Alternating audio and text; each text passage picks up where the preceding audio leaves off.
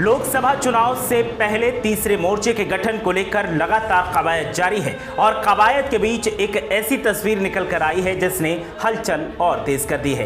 ये तस्वीर जो मेरे पीछे देख रहे हैं, इस तस्वीर को देखने का इंतजार पूरे प्रदेश के सपाइयों और आरएलडी के नेताओं को है। विरोधियों की छाती पर यह तस्वीर सांप लौटने जैसी है। इस तस्वीर को देखने के बाद विरोधियों की छाती फट रही है और वो विरोधी जो जयंत चौधरी और अखिलेश यादव के बीच में दरार का दावा कर रहे थे, उनके सारे दावे हवा हो गए हैं। बेंगलुरु में होने वाली तीसरे मोर्चे की बैठक में अखिलेश यादव के साथ साथ जयंत चौधरी भी शामिल होंगे, ये संकेत मिल रहे हैं। तीसरे मोर्चे की जब बैठक पटना में हुई थी और जयंत चौधरी जब इसमें शामिल होने के लिए नहीं पहुंचे थे तो तमाम सवाल खड़े हो गए थे, लेकिन अब संकेत मिल रहे हैं कि बेंगलुरु की बैठक में सबसे पहले जयंत चौधरी पहुंचेंगे और अखिलेश यादव के साथ मंच साझा करेंगे।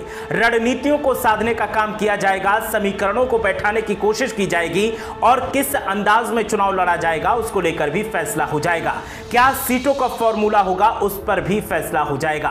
तो जयंत चौधरी के बेंगलुरु जाने के संकेत जब से मिले हैं उसके बाद से हंगामा दिखाई दे रहा है। हालांकि ये तस्वीर पुरानी है, लेकिन बेंगलुरु में जब दोनों नेता मिलेंगे तो तस्वीर इसी तरीके की सामने आएगी और जब इस तरीके की तस्वीर सामने आएगी तो उन लोगों को सबसे ज्यादा परेशानी होगी, उन लोगों को सबसे ज्यादा मिर्ची लगेगी, उन लोगों के तन बदन में सबसे ज्यादा आग लगेगी जो ओम प्रकाश राजभर की तरह जयंत चौधरी के भी बीजेपी में जाने के दावे कर रहे हैं। जयंत चौधरी ने साफ कर दिया है कि वो बीजेपी के साथ नहीं जाएंगे। उनकी पत्नी ने भी दावा किया था कि चवन्नी नहीं है जो पलट जाएं। जयंत चौधरी भी हमेशा से कहते हैं एक समाजवादी पार्टी गठबंधन में उनकी आस्था है और अखिलेश यादव उनके नेता हैं, उन्हीं के नेतृत्व में हर चुनाव लड़ा जाएगा। जयंत चौधरी जो है वो उनके साथ हैं। तो आरएलडी और समाजवादी पार्टी का गठबंधन बरकरार है। इसको एक नई दिशा, इसको नई धार देने के लिए बेंगलुरु में जब जयंत चौधरी और अखिलेश यादव मिलेंगे तो फिर एक नई सियासी तस्वीर निकलकर सामने आएगी।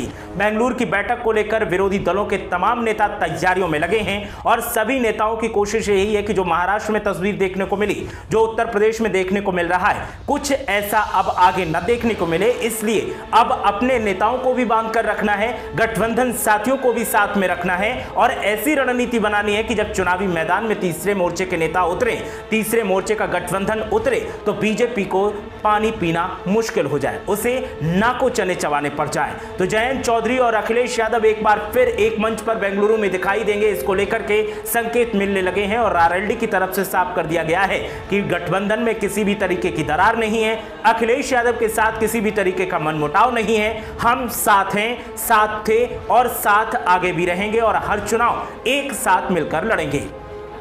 आरएलडी के नेताओं की तरफ से जब से यह दावा किया गया है उसके बाद से उत्तर प्रदेश की सियासत में हलचल देखने को मिल रही है, क्योंकि अमित शाह की तरफ से कोशिश की जा रही है कि जयंत चौधरी उसके साथ में आ जाएं, एनडीए के साथ में आ जाएं और एनडीए गठबंधन में शामिल होकर अगला लोकसभा चुनाव लड़ें। आपको बता दें कि 2022 विधानसभा चुनाव के वक्त भी अमित शाह ने खुलेआम कहा था कि आरएलडी के साथ उन्हें किसी भी तरीके का परहेज नहीं है और उन्होंने बीजेपी नेताओं से कहा था कि जाकर के संभावनाओं को तलाशिए, जयंत चौधरी से बात कीजिए, अगर बात बन जाए वो साथ आ जाए। तो आपको बता दें कि आरएलडी अगर एनडीए के साथ जाती है तो बीजेपी को बहुत फायदा होगा, क्योंकि पश्चिमी उत्तर प्रदेश में आरएलडी का रुतबा देखने को मिलता है। जाट, मुस्लिम, दलित और तमाम वर्गों के ऐसे नेता हैं जिनके साथ में आरएलडी की पैठ है और आरएलडी के साथ में उनका वोट होता है। जिधर जयंत चौधरी होते हैं उधर ये वोट बैंक जाता है। ऐसे में समाजवादी पार्टी के साथ में आरएलडी का गठबंधन है तो 2024 लोकसभा चुनाव में इस गठबंधन का असर पश्चिमी उत्तर प्रदेश में जरूर देखने को मिलेगा और इसी के चलते आरएलडी को हर हाल में बीजेपी अपने साथ लाना चाहती है और तमाम नेता ऐसा दावा कर रहे हैं। लेकिन